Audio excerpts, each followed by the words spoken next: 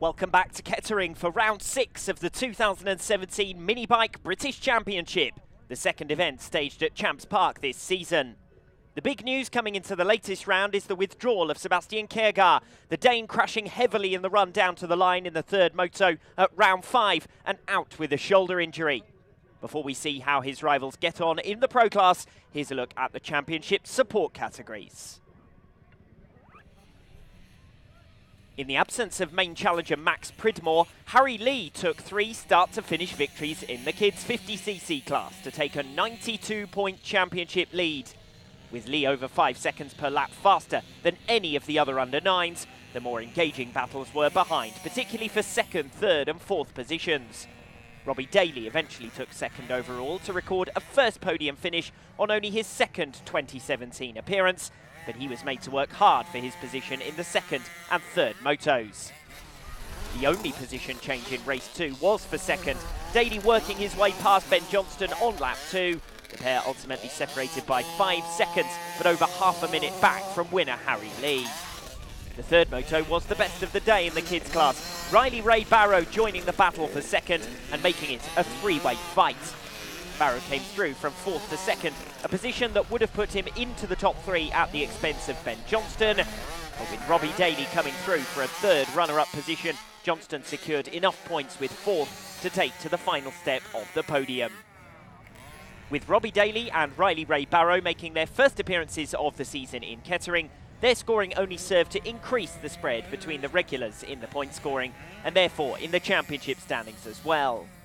Harry Lee's 3rd maximum score of the season means he opens his advantage in the series standings by another 17 points.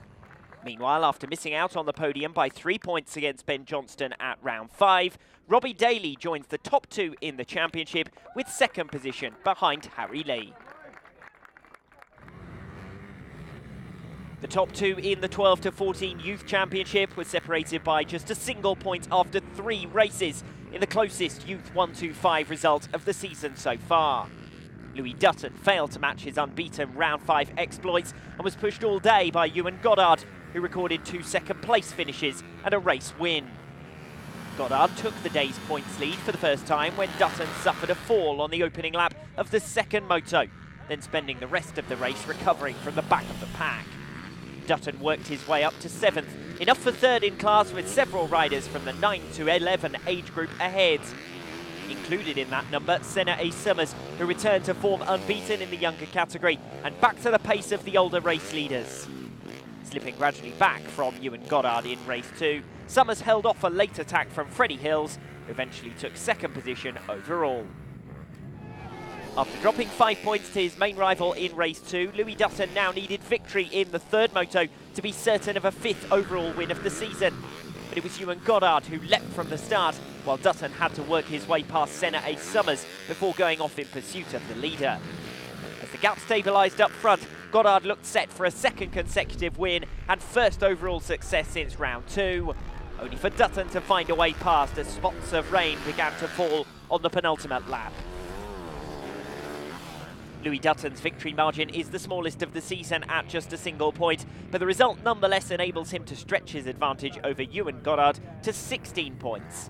Behind them, another consistent day for James Lee gave him 3rd and moved him above Alex Cook in the championship standings. A 5th win in 6 rounds moves Louis Dutton 1 step closer to victory in the 12 to 14 Youth Championship, with Ewan Goddard fast running out of time to make up the deficit. And in the 9 to 11 age group, a 4th maximum in 6 rounds puts to bed the disappointment of the opening day in Kettering for Senna A. Summers, who now holds a 30-point championship advantage. Leo Vols and Harry Streeter again prove evenly matched, but this time it's Streeter who misses out on the podium. A strong day from Freddie Hills to beat 2 of the riders above him in the championship classification, but Senna A. Summers returns to top spot with a dominant performance. Craig Rose maintained his championship ambitions in the 110cc class, recovering from his worst result of the season and returning to the top step of the podium on the same track. Rose won both the 1st and 3rd motos, but his opening victory was the most impressive, claimed after 6 overtaking moves in 4 laps. In another close day's scoring in the 110s, the three podium finishers were eventually separated by just 3 points. Matthew Pocock made a third successive top 3 finish overall, fast starts enabling him to rack up consistent scores, even if he didn't have the fastest outright pace. He lost 2 places in 2 laps in the first moto to finish third, after losing second to Elliot Gardner. Gardner was again among the early front runners in the second moto, finding his way past Pocock for second on the opening lap and moving straight onto the tail of early race leader Oscar Stern. This time though, Gardner's grip on the position was short-lived, with Stern falling in his path and Pocock finding himself at the head of a closely packed 4-rider breakaway group. Further back through the order, Craig Rose recovered from a first lap fall, eventually claiming 6th, but dropping to 3rd in the day's provisional standings. Jack Titterell became the day's new points leader by taking victory, overhauling Matthew Pocock at the half-race distance and holding on for the checkered flag. Pocock dropping back whilst defending against round 5 winner Piers Skinner. Skinner missed out on second place by less than half a second at the checkered flag, but nonetheless enjoyed a strong recovery from a disappointing first outing. Skinner sat as high as second at one stage in the third moto, quickly resuming his rivalry with Matthew Pocock and this time making a successful lap 5 pass. Skinner realistically needed a victory from the race to make the podium, with ground to make up from the first moto, and instead he dropped back behind Pocock to finish the race third. And with his closest rival in the championship standings, Jack Titterell, passing Elliot Gardner in the run to the line, Skinner dropped a total of 6 points further back overall. Matthew Pocock's scoring has gradually improved since the disappointing first day in Worcester, but a 32-point gap behind Piers Skinner in the championship standings means the more likely fight for the title is between 3 riders, with a separate battle for 4th. Another day of close scoring in the unpredictable 110cc class, the top 6 in particular running at a similar pace. But back on form, Craig Rose starts the second half of the campaign by moving into a 39-point championship lead. Troy Hayward enjoyed his best performance of the season in the 140cc category, but despite 2 class wins and an outstanding ride in the second moto in particular, he missed out on victory by just a single point to Luke Humphrey. While Hayward roared to victory in the first moto, 18 seconds ahead of Humphrey, the duel in the Masters Championship continued between Lee Mitchell and Dale Howard. The pair were separated by just 4 points after Howard's round 5 win, but it was Mitchell who took first blood at round 6, passing his direct rival on the opening lap of the first moto and eventually finishing 9 seconds clear. Fortunes were reversed in the second moto, Mitchell failing to break clear of Luke Humphrey, who broke decisively clear of him on lap 3, while Dale Howard pulled away in front. Humphrey was only denied second, which would have been good enough for first in class, when Troy Hayward completed a recovery from 6th position and made a lap 6 pass to lead home the 140cc runners. Needing just a 3rd position finish to secure the day's overall win, Hayward, with 2 wins already under his belt, looked the favourite, but a spectacular fall in the early stages dropped him back to 14th, and he could only recover to 5th. That wasn't the only dramatic incident to play a part in the day's results. Dale Howard sat in the lead position he needed to secure a 2nd consecutive race and overall win, only to fall and leave rival Lee Mitchell to take up top spot. Mitchell went on to win the scratch race and therefore the Masters class for round 6, while Howard was left to scrape his way through the field, passing veteran winner Christopher Rose on his way through to 7th. After a fall that left him classified 2 laps down in the first moto, Ashley Gorman was never in contention for the overall podium, but he recovered well to record 42 points in his remaining outings, so despite closest challenger Luke Humphrey taking the win, he retains a 43-point lead in the series standings. Luke Humphrey picks up his biggest points tally of the season in the 140cc category, beating championship leader Ashley Gorman in all 3 motos and leaving himself with an outside hope of chasing down the series leader.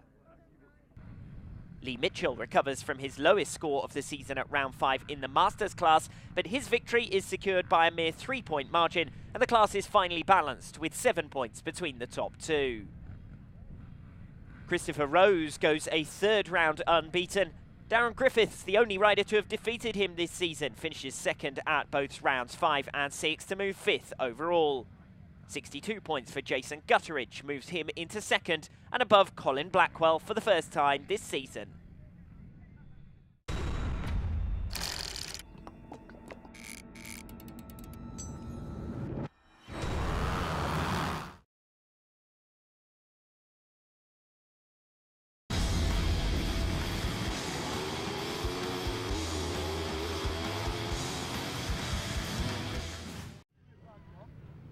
Welcome back to Kettering for round 6 of the 2017 Minibike British Championship. Frank van Homert attempting to defend a 24-point championship lead in the first moto of the second half of this 2017 campaign. His nearest rival in the early part of the season, Bradley Pocock, who's found himself a little bit too inconsistent to match the Dutchman. And the only other rider still in contention, Blaine Blackwell, after the withdrawal of Sebastian Kjærgaard through injury. So it's Van Homert, Pocock and Blackwell, the riders to watch out for, with less than 15 seconds until the gate drops on the first of 3 pro motos to decide round 6 of the 2017 campaign. We are underway. Frank van Homert immediately looking over his shoulder as the riders head down to the first turn. He's got trapped in the pack there somewhat. Bradley Pocock was first away, but as he runs wide around the first turn, Blaine Blackwell, the whole shot king, hits the front once again.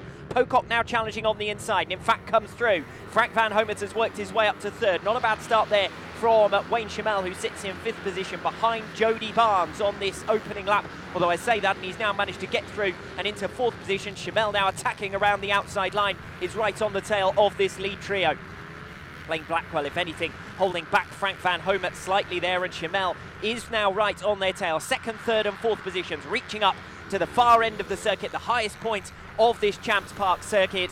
And Wayne Chamel trying to keep pace with Blaine Blackwell in 2nd position and Frank van Homert in 3rd. Van Homert runs a little bit wide there. Chamel not quite close enough to find a way through. Dominic Foreman, having worked his way through from 9th position, didn't get off to the best of starts, now cuts down the inside to make a pass on Jody Barnes. So a swift recovery for Dominic Foreman, who sat on the fringes of the top 10 from the starting line. Well, he is straight back up into the top 5 positions, aided obviously by the absence of Sebastian Kjærgaard. One of the top 5 in the championship standings is Andrew Luke, who currently holds that 5th position overall, but he was behind Dominic Foreman in the early part of this race. As blasting away now out in front, it's Bradley Pocock, and it seems as though Blaine Blackwell, who had a good look over his shoulder there coming into the final turn for Frank van Homert, is holding up the Dutchman, who sits in 3rd position. So it's Bradley Pocock first over the line, 2.5 seconds his advantage at the end of lap number 1. Blaine Blackwell second behind him, third with Frank van Homert. Wayne Chamel is still keeping with them, trying a slightly different line around the opening sequence of turns to see if he can gain in any ground before the long haul up the hill to the far side of the circuit. Still 2nd, 3rd and 4th positions running more or less together. Then a bit of a gap to Dominic Foreman, who leads Jody Barnes after that inside manoeuvre during the infield section on the opening lap. Rick Ford, Jody Burton, Andrew Luke and David Lamb rounding out the top 10. Well, Frank van Homert will be keen to pass Blaine Blackwell as swiftly as possible, particularly given the pace that Bradley Pocock has been able to show out in front.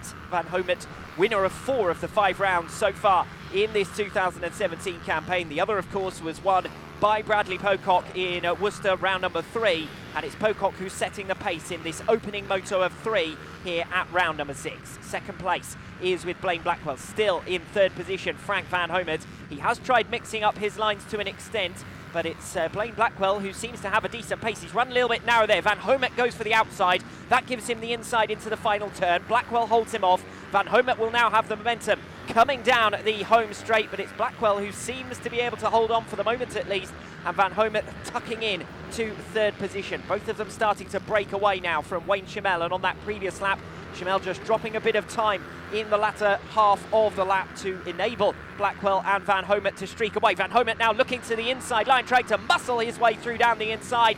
Blackwell holding firm, and that's a good ride from him to hold on to 2nd position against the assault of Frank van Homert, who ran narrow coming off the turn, up the hill, down the inside. It's not an easy passing place, and Van Homert's now got out of shape and actually leaves the circuit momentarily, so that's given Blaine Blackwell a bit of breathing space, but Van Homert tried everything there. He put all his eggs in that basket, coming down the inside, up the hill, and there wasn't enough of a straight for him to make the pass. As further back, Jody Burton starts to come under some pressure here from Jody Barnes. And Dominic Foreman, what happened to Dominic Foreman for him to end up back down in 9th position? He is trying to recover pretty swiftly. Jody Barnes has lost the pace to Jody Burton, so all change in the mid-pack as Burton now sits in 5th position. Dominic Foreman looking for a move on the tail of Jody Barnes to find a way through into 6th position.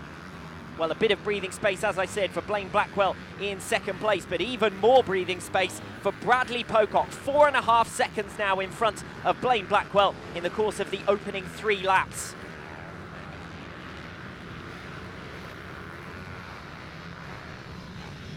Frank van Homert again going narrow at the base of the hill to see if he can get up the inside, but Blaine Blackwell is well aware of where van Homert is trying those overtaking manoeuvres. Just looked over his shoulder coming up the hill, checked on the progress of the Dutchman, and then moved across back onto the racing line to hold firm. So it's Bradley Pocock out in front, still Blaine Blackwell in second. Frank van Homert, for the moment at least, doesn't have the answer, but once again, he's on the tail of his rival and probing. Then we've got the separate battles further back for 5th position. Dominic Foreman, having got the better of Jody Burton, once again recovers that 5th place, having been down as far as 9th position on 2 occasions in the early part of this race. On board now with Andrew Luke, who sits in 8th position, looking for a way past Jody Barnes, who has slipped gradually backwards from the early running of 5th, but down the inside there from nowhere comes David Lamb, up from 9th position. Luke then is relegated to 9th place as David Lamb comes through for 8th. It's Craig Newton who rounds out the top 10. Luke looking to come back through, down the inside, recovers the position against David Lamb, and a little bit slower up ahead. Jody Barnes has made an error, and Luke manages 2 riders in 2 turns for a series of brilliant overtaking manoeuvres there, with first David Lamb coming through from 9th to 8th, and then Andrew Luke recovering 2 positions, and that's Rick Ford down. Rick Ford, who was in 11th place, he was on the tail of that group actually. Andrew Luke, David Lamb and Craig Newton in that 11th position, just about half a second back from the top 10, and instead he's found himself well adrift now as his rivals come scything through and he picks his machine up off the deck. No doubt to resume, but completely out of contention for a major point scoring finish.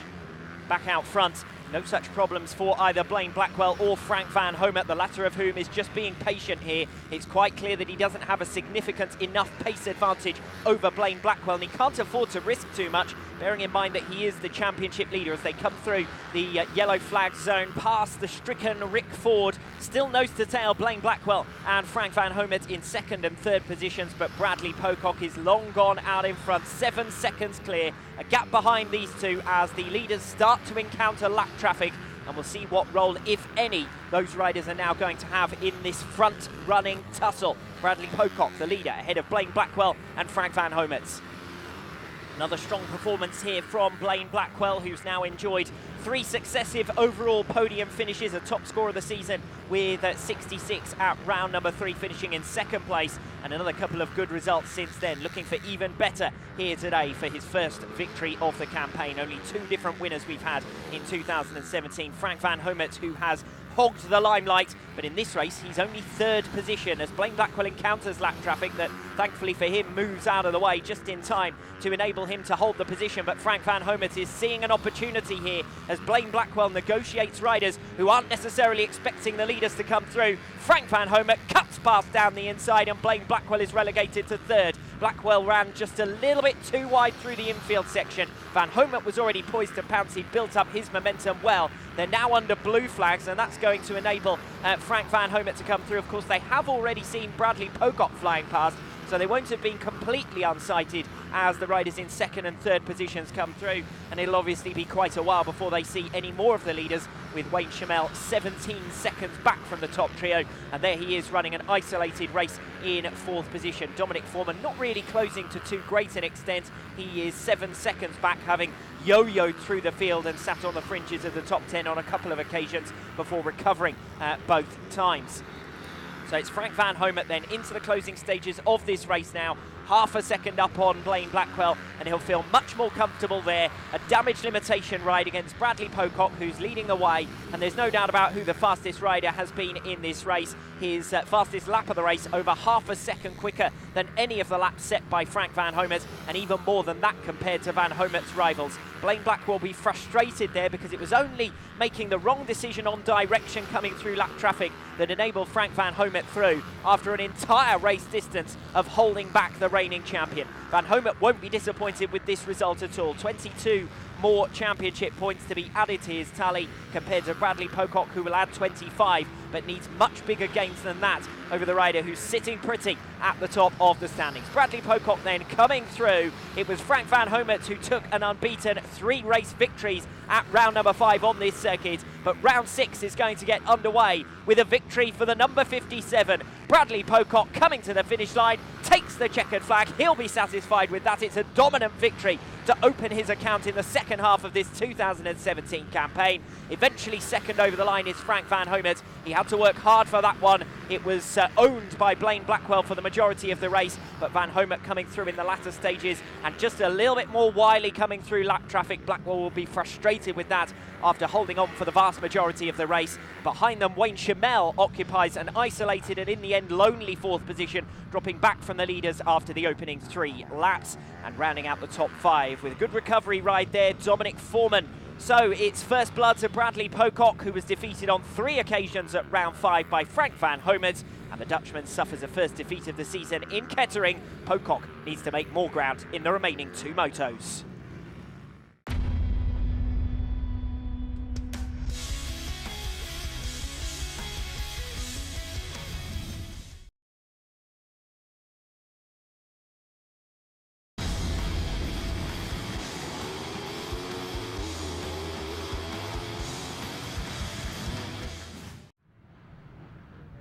Race 2 at round 6 of the 2017 Minibike British Championship. Will the pack be eyeing up the back wheel of Blaine Blackwell down to the first turn once again? Or can Frank van Homert get revenge on Bradley Pocock, the winner of the first moto? The gate drops for the second time here in Kettering, and it's Frank van Homert who's first away. Van Homert with a good break. Dominic Foreman also in the mid-pack there, coming through on the inside of Bradley Pocock, who sits in 4th position. So it's Frank van Homert who leads. Blaine Blackwell more or less with him in 2nd place. Dominic Foreman with a much improved break this time after he was stranded down the pack in his opening ride. 4th position then is Bradley Pocock, already trying to find his way through. He gets a little bit out of shape there, sitting up ahead of Jody Burton in 5th position. Wayne Chamel, it is now making his way past Burton and into the top 5. We'll see what he's got in terms of chasing down Bradley Pocock. He couldn't live with the pace of the front runners first time out. Chamel then only narrowly ahead of Jody Burton at the top of the hill, but the front 4 trying to break away here, and it's Dominic Foreman just slipping ever so slightly back from Blaine Blackwell, and that enables Bradley Pocock to come soaring around the outside. Pocock finally up into the top 3, and now we're in the reverse situation of what we were in the first moto, with Blaine Blackwell separating Frank van Homert and Bradley Pocock once again, but this time it's Pocock with the work to do from 3rd position. Pocock looking to the inside of Blaine Blackwell around the infield section. There's no doubt that Bradley Pocock has been the outright fastest rider in 2017, but Frank van Homert far more consistent, and another good start for him here will leave him full of optimism that he can claw back the dropped points from the opening moto. Pocock, once he hit the front, disappeared away, while van Homert was stuck behind Blaine Blackwell for the majority of the race. Pocock will be keen to find his way past Blackwell as quickly as possible, not least because Dominic Foreman is still right with him. 2nd to 4th positions covered by less than a second as they come over the line at the end of lap number 1. Wayne Chamel desperately trying to get on the tail of this trio. He sits a second further back, and then the remainder of the group from 6th position down, already 4 or 5 seconds adrift of this lead quintet. Closest race at the moment is for 2nd position between Blaine Blackwell and Bradley Pocock. As I said, a reverse of the situation we saw in the opening moto, with Frank van Homert pulling out something like 3 seconds just on the opening lap. But around the outside now comes Bradley Pocock to make the move for 2nd position, so that's obviously his favoured passing place. He's already made his way past one rider there and did it once again, this time in a slightly different manner, admittedly, to Blaine Blackwell. But it's quite clear that Pocock is comfortable going much deeper through those lifts than Blaine Blackwell was, and certainly Dominic Foreman before him. And now it might be a question of a battle for 3rd position between Blaine Blackwell, Dominic Foreman and the closing Wayne Chamel, because Bradley Pocock, you fancy, will escape away here from the rider who sits in 3rd position, and Blackwell's coming under more pressure now from Dominic Foreman, who's trying to find a way through. Foreman showing something like the pace he had in the early stages of this campaign. Had a brilliant 54-point score at round number 1 as Blackwell looks over his shoulder, and Foreman slipped back quite dramatically there coming off the final turn. I wonder whether that's mechanical, because Wayne Chamel has come through and Dominic Foreman is dropping like an absolute stone, and that'll be real disappointment for him. Just curse of the commentator, as I was saying that he was picking up some of his early season form, and you can see that Foreman hasn't even made it to the bottom of the hill when the rest of this lead quartet has made it to the top. So some severe problems quite obviously for Dominic Foreman. Remains to be seen whether those are terminal, but no doubt about it, he's dropped out of the contest in terms of the podium positions here. Blaine Blackwell getting a little bit out of shape through the infield section. We saw that exact place was where Frank van Homert managed to pass him in the first moto. There's Dominic Foreman trickling around the circuit, just coming into the infield section now, and riders working their way past him right the way through the field, and that doesn't look good at all for Dominic Foreman, who is now on the fringe of the top 10. In fact, he's just been passed there by David Lamb, who sat in 12th position, so that's going to be P11 now for David Lamb, a regular in the top 10 of the standings. But frustration for Dominic Foreman, and that leaves us with a 4-horse race here. Frank Van Homert ahead of Bradley Pocock, and dropping back in 3rd position, Blaine Blackwell with Wayne Schimmel behind. Well, Frank Van Homert really has made the break. 4 seconds at the end of lap number 3 ahead of Bradley Pocock in 2nd. And now we'll find out what pace the number 57 has got, because he's got quite a margin to try and claw back. You can see he's already dropped Blaine Blackwell. Wayne Schimmel not able to gain in too much ground for the moment. He's still 2 seconds in arrears of the rider of the number 71 bike. And then clearly a 13-point deficit behind Wayne Schimmel rather suggests that the top 4 currently in the race will be the top 4 at the end of it. Although you can never count your chickens in mini bike racing. We've seen various dramas, incidents, falls, mechanical problems through this 2017 season just in the first half of the campaign. Dominic Foreman coming to rest there on the home straight as the number 333, Jesse Hartland, just gets up and running again. Not sure what happened there, but further up the order, frustration for Dominic Foreman to find himself relegated effectively out of the race, and it does prove terminal. It's a retirement for Dominic Foreman in race number 2. With their Jody Burton, who was one of the beneficiaries of Dominic Foreman's retirement, moving up into 5th place, 4 seconds clear of Jody Barnes, and we've got Barnes under pressure from Craig Newton. So familiar faces on the fringes of the top 10, and a similar situation up front with Frank Van Homert, Bradley Pocock and Blaine Blackwell, the predicted top 3. Van Homert has dropped out of the race lead. How did that happen? Frank Van Homert's dropped into 2nd place, and it doesn't look as though he's got too much pace there either. He's run completely off the line, he's run wide, and up the inside of him at the bottom of the hill comes Blaine Blackwell. So while we were focusing on the battle on the fringes of the top 10, Frank Van Homert has dropped back from the lead, and well, he's already conceded that 4-second advantage over Bradley Pocock. It looks as though Wayne Schimmel is fast closing. He comes down the inside now to take 3rd position. And will this be terminal for Frank Van Homert as well? We've already seen Dominic Foreman retiring from the race, and Frank Van Homert doesn't look too comfortable either, looking over his shoulder, and well, he's still trying to keep the machine going, that's for sure. He has to do so. In terms of the championship, you cannot afford a DNF across this season because, well, a rival, in this case Bradley Pocock, sitting pretty out in front on his way towards the 25 championship points, and that would completely slash the championship advantage that Frank Van Homert has for now. Bradley Pocock then coming through up front, just putting a lap there on the number 18, so unusual to see Andrew Luke so far back. Not sure what problems he's encountered in this race, but up front it's Bradley Pocock, and the fortunes have swung back in favour of the number 57, with Frank Van Homert dropping down to 4th position. He's still in the race for now, but will he have the power to continue on to the checkered flag? Mechanical woes for the early race leader, and Bradley Pocock will be rubbing his hands with glee. He had a lot of work to do to make up ground in the series standings, and if Frank Van Homert continues at the half pace that he's effectively going now, he may well lose positions, well, more positions. Of course, he's already dropped 3, Pocock, Blackwell and Schimmel coming through, and Jody Burton is now only 5 seconds in arrears, so Frank Van Homert has dropped over 30 seconds back from Bradley Pocock, and bearing in mind that he has a 4-second lead as well when whatever it was went wrong. Well, Van Homert really is going, as I said, at half pace effectively, and with the riders who I was talking about earlier on the fringes of the top 10 fast closing, Van Homert could be in danger of slipping out of the top 10 altogether. Bradley Pocock out in front, 3 seconds clear of Blaine Blackwell in 2nd. Wayne Schimmel 5 seconds further in arrears in 3rd place. It doesn't look as though any of those top 3 positions are particularly likely to change, but once again, for fear of invoking the curse of the commentator, perhaps it's best to say nothing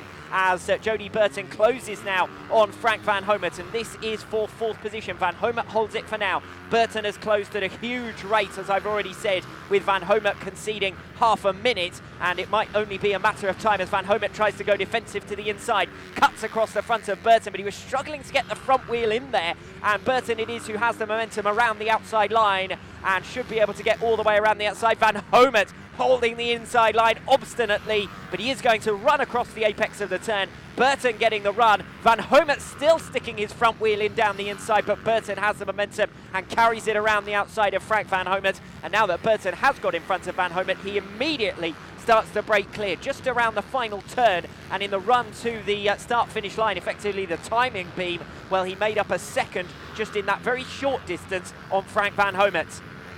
So the reigning champion certainly capable of defending his position, was pugnacious there, but it's Jody Burton who comes through for fourth position.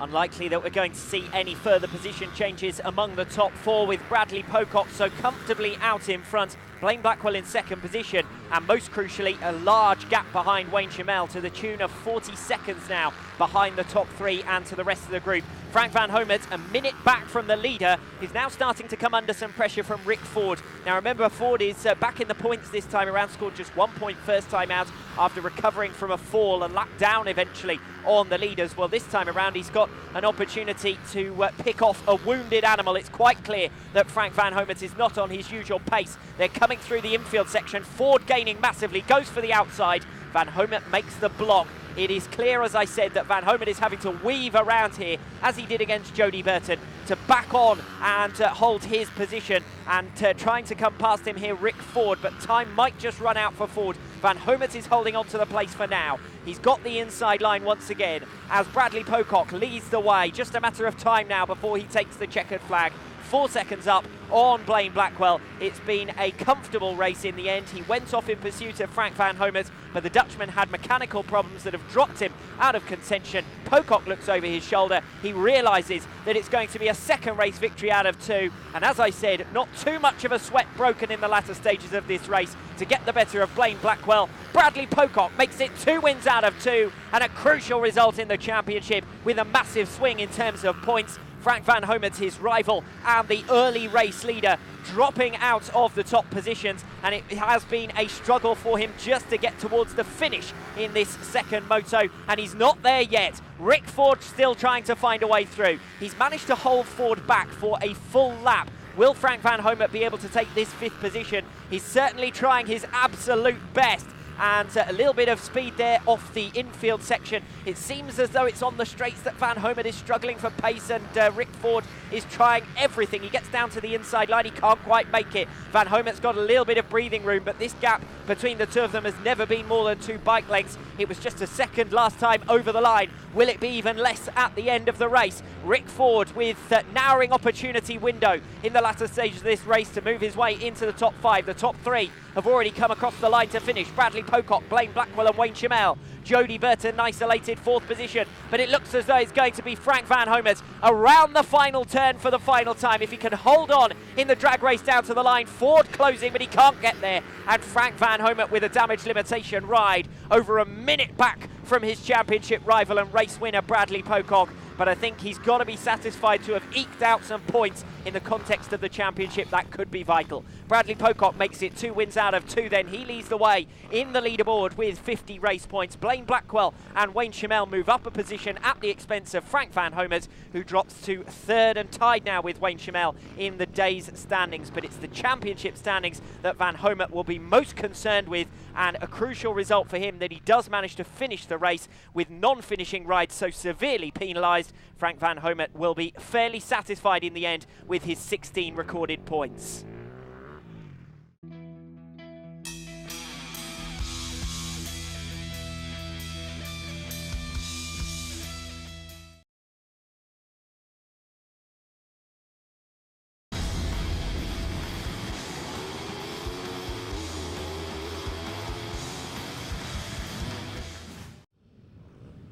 What turned out to be a front puncture reversed Frank Van Homet's fortunes when he looked good for a race victory in the second moto. He returns to the start line for the 3rd and final race of the day, fighting for a position on the overall podium for round 6 of the 2017 Minibike British Championship here in Kettering. The points stack up with Bradley Pocock out in front, unbeaten on 50. Blaine Blackwell second place, 42. Wayne Chamel and Frank Van Homet tied on 38. And Jody Burton, the only other rider in contention for a top 3 place, he sits on 33. Riders waiting for the gate to drop. Frank Van Homet's championship advantage already cut to 12. What more can Bradley Pocock do in the final race of the day? Well, it's Van Homet who makes amends with a fast start and getting boxed in around the inside line on the first turn. Bradley Pocock, that's given the momentum to Wayne Chamel, who comes down the inside of him and takes second position. Blaine Blackwell also trying to bundle past Dominic Foreman up inside the top 5 positions, as perhaps you'd expect following his excellent efforts in race number 1. It's Frank Van Homet who leads then ahead of Wayne Chamel in second position. Bradley Pocock sitting in third. Blaine Blackwell in 4th position. 1.5 seconds back already from the leader. 2 seconds covering the top 5. As down the inside there comes Jody Burton to make a pass on Dominic Foreman, who got a little bit out of shape at the bottom of the hill, and that's worked out well for Burton, worked out disastrously for Foreman, because that's going to give the top 3 riders an opportunity now to start to break away. Foreman coming back through down the inside of Jody Burton, so recovers that 5th position. 7th, Andrew Luke, Kevin Nielsen, Jody Barnes and Craig Powell rounding out the top 10 as things stand. But just as we saw in race number 2, Frank Van Homet breaking away out in front, and he's got a buffer between himself and main championship rival Bradley Pocock, who sits in 3rd position at the moment behind Wayne Chamel, who has ridden a confident first lap. There have been no signs so far that Bradley Pocock would be able to find a way through, so an excellent start from Wayne Chamel, who the first 2 races he started inside the top 5 positions, and he's had 2 good point scores. As I said previously, sits on 38 as things stand. He wouldn't make a podium finish, what would be his first podium finish of the 2017 season, because Frank Van Homet, his main rival, sits directly in front of him. But still a good point scoring position up for grabs here for Wayne Chamel, who sits in 2nd place. But now they're going toe to toe with Bradley Pocock, who is within a bike length of him at the bottom of the hill. Chamel trying to stretch his legs as they come to the top of the circuit, dropping back a little bit now from 4th position Blaine Blackwell. Dominic Foreman is gaining on him, so Blackwell doesn't really have the pace in this race. And with Wayne Chamel up in 2nd position, well, it could be Blaine Blackwell who drops out of today's podium positions if he's not very careful. Chamel then moving to block as Bradley Pocock goes for his favoured passing move around the outside and high over the jumps as he pulls alongside Chamel, only for the rider of the number 10 bike to move back across the front of him. Chamel a little bit out of shape there at the end of the infield section. He's not riding a completely clean race. He looks a little bit ragged, and who wouldn't be when they've got a tiger on their tail in the shape of Bradley Pocock, who looks mid-track there. He's got a huge surge of speed. Chamel is covering the inner ground. He's going to have to. Pocock is going to try and find the easiest way through here. He cuts to the inside once again. Chamel has locked it hard and brilliantly holds on to 2nd position. Frank Van Homet is breaking away out in front, just as he did in the 2nd moto until his front tyre puncture. He leads the way ahead of Wayne Chamel, who sits in 2nd position.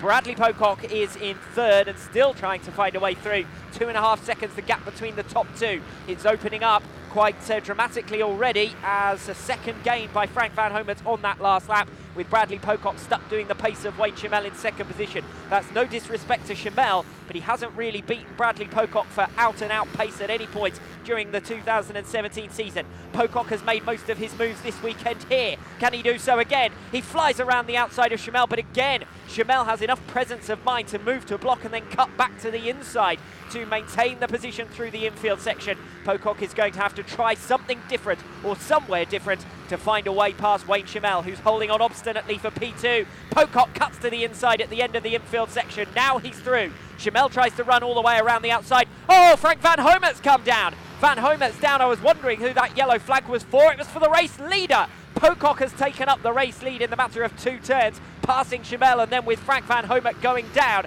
he's dropped out of the top 4 positions altogether. He's back running though in P5, so what a disastrous day this is turning into in Kettering for Frank Van Homet, who was stranded outside of the top positions last time out with that front puncture. In his 3rd appearance, Frank Van Homet finds himself on the fringes of the top 5 once again. It's Bradley Pocock who leads the way now, ahead of Wayne Chamel after a crucial overtaking manoeuvre that's given Bradley Pocock 2 positions in 2 turns to take the lead.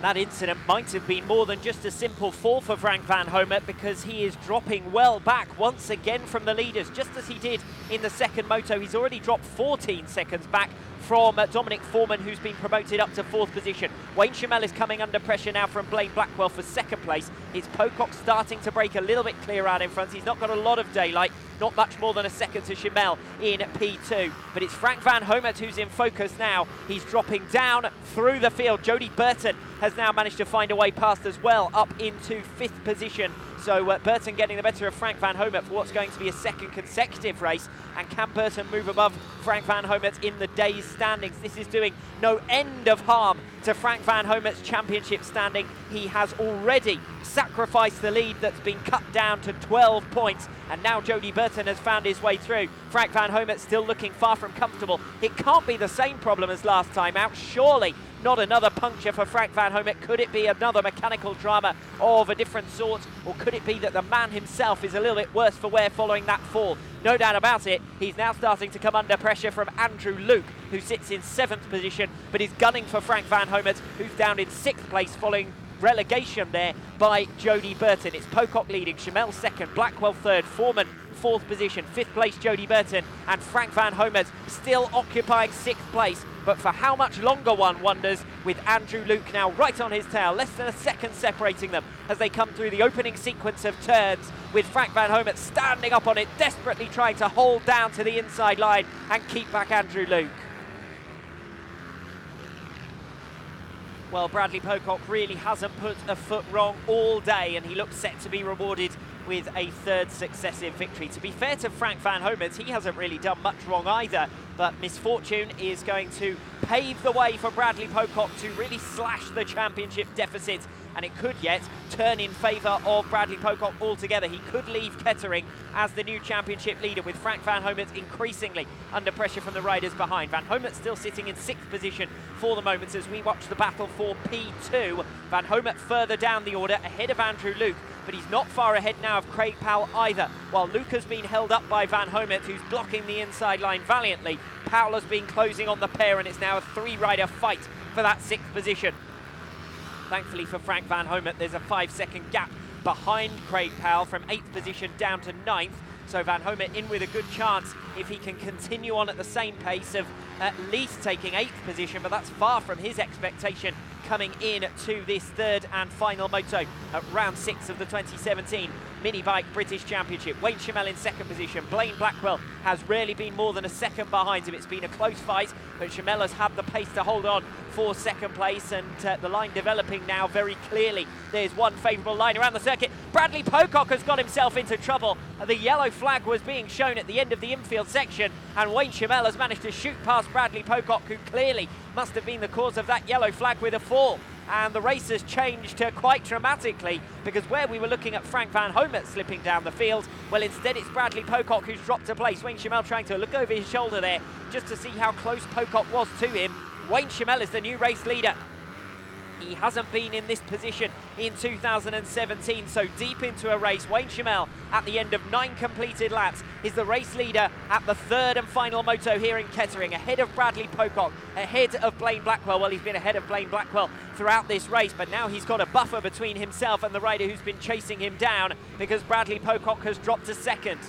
The good news for Pocock is that he didn't drop to half a second more and end up behind Blaine Blackwell, because then he would really have difficulty passing both riders in the latter stages of this race. Chamel cuts to the inside as he meets lap traffic. Ahead of him now, 871, David Lamb, who sits in 18th position in the race. He moves out of the way, enables Chamel to go through. Pocock catches him awkwardly down on the inside, manages to move past, and Blaine Blackwell is now also through. They're under blue flags on this infield section. Chamel under severe pressure here from Bradley Pocock, who's looking left and right, already trying to find a way through. Just over a second separating the top 3 in this race. Chamel the race leader, Pocock in 2nd position. Oh, there's a stricken rider at the end of the straight, and Wayne Chamel is going to be passed here by Bradley Pocock. He runs across the apex. Pocock cuts back, blocks the racing line for Wayne Chamel, and through comes Blaine Blackwell as well.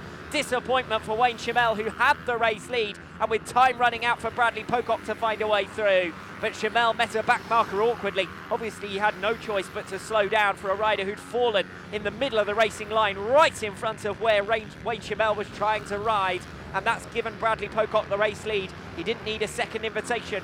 Will there be an opportunity for Wayne Schimmel to reverse his fortunes in the latter stages of this race? Either way, third position for Wayne Schimmel should be enough now to give him a podium place, because Frank van Homert is well adrift, of course, in 6th position, and still coming under some pressure from Andrew Luke. Luke in 7th place, Van Homert in 6th, Craig Powell behind the pair of them in 8th position. One small error from Frank van Homert as he tries to defend will give a series of positions away and give a series of points away, more importantly, to Bradley Pocock.